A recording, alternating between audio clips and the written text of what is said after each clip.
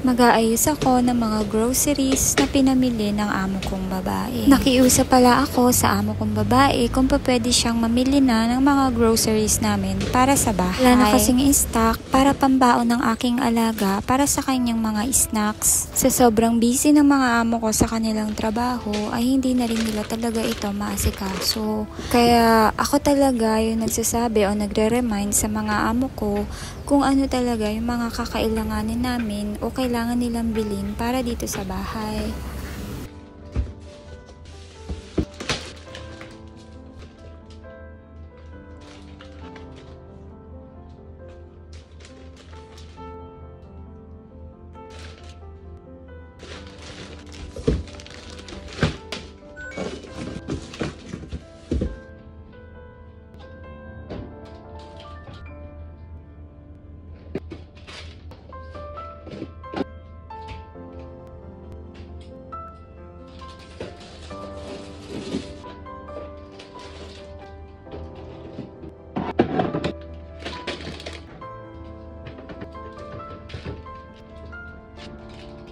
Sa sobrang dami kong ginawa ngayong maghapon na to, ay nakalimutan ko na kailangan ko pala mag-prepare ng lulutuin ko para sa hapunan ng mga amo ko.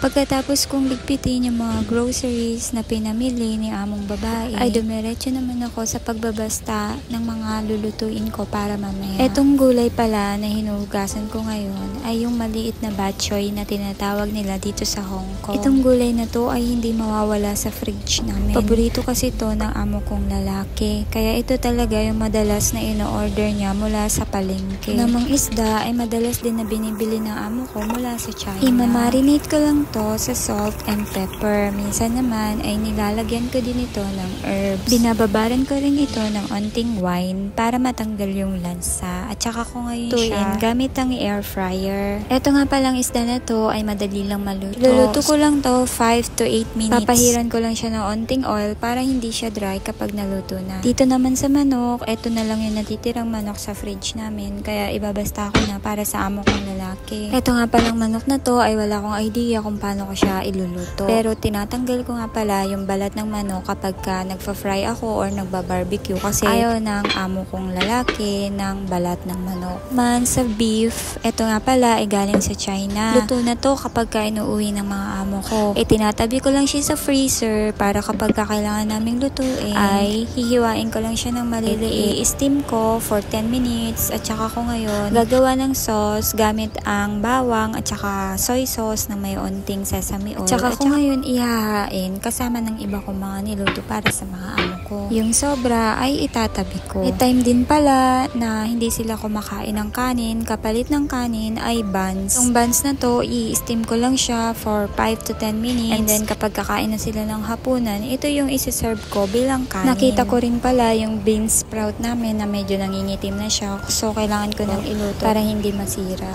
Lately, nagiging paborito ko na rin itong bean sprout, lalo na kapag iginigisa mo sa kagaya ng carrots, tsaka kung ano-ano ba, tofu, gano'n. Kaya lang ay nakakatamad dahil matagal siyang linisin.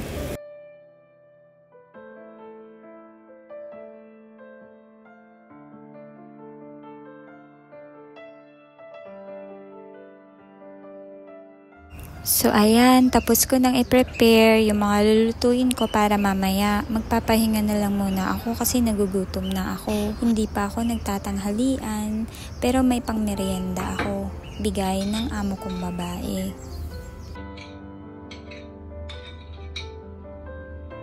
The end.